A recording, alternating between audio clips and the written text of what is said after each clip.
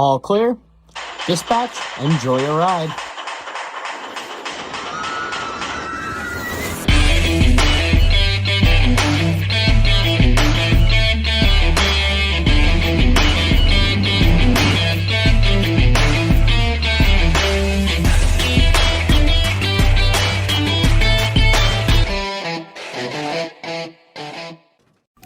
Alright, ladies and gentlemen, it is now time to rate Islands of Adventure, all the attractions I got on, and I did enough of the park to where I feel like I could rate the whole entire park as a whole.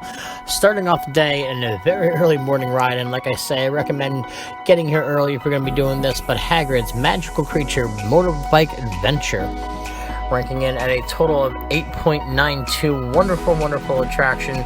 All in all, just such a great roller coaster, such an amazing experience, the best themed roller coaster I've ever been on, hands down.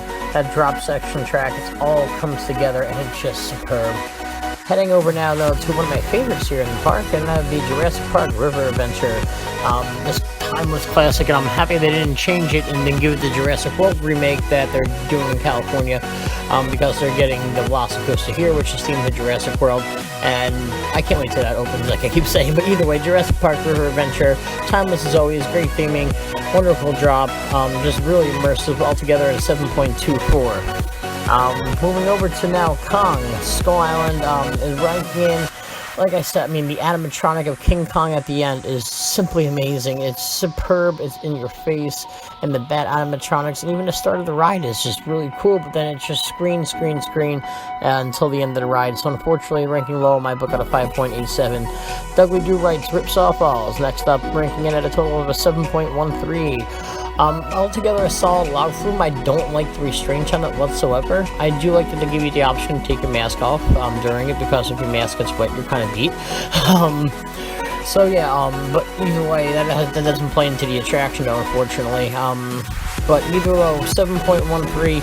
If it wasn't for the restraints, it would be a lot higher. I'd give it probably a whole nother point higher if it wasn't for the restraints. Moving on now to Harry Potter and the Forbidden Journey, a wonderfully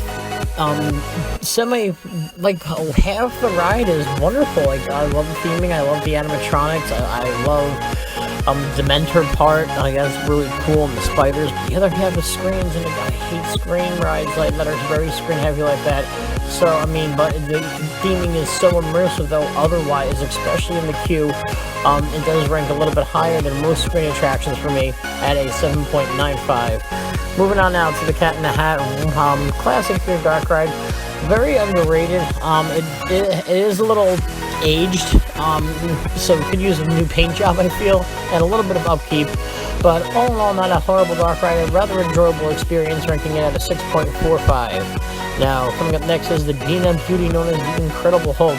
One time as a child, I got in this wonderful attraction 9 times in a row with my family. Great times then, great times here as well. Ranking in now today, still holding up a decent punch at a 7.79 for the Incredible Hulk. Now moving down to Dr. Doom Spearfall. Decent launch tower. You only get that one initial launch, and the rest of the ride really slows down really quick, so it's not all that intense. Ranking it at a 7.27. Yeah, I've been on a lot better launch drop rock towers than that, unfortunately. Moving now to the Adventures of Spider-Man. It's again the queue is great, but the whole entire rest of the ride is screens, and the other theming around it doesn't really save the Spider-Man attraction here. I really hope DCA in California does a better job than the screen-heavy ride we have here at Islands of Adventure. Yeah, it's going to be the lowest tempo ticket score today at a 5.42 for Spider-Man here.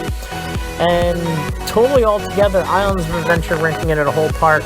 When you factor in the attractions, when you factor in the cleanliness, when you factor in the cost, and when you factor in the overall atmosphere of the attraction, I only give Islands of Adventure a decent score here at an 8.54. I really do like this theme park a heck of a whole lot.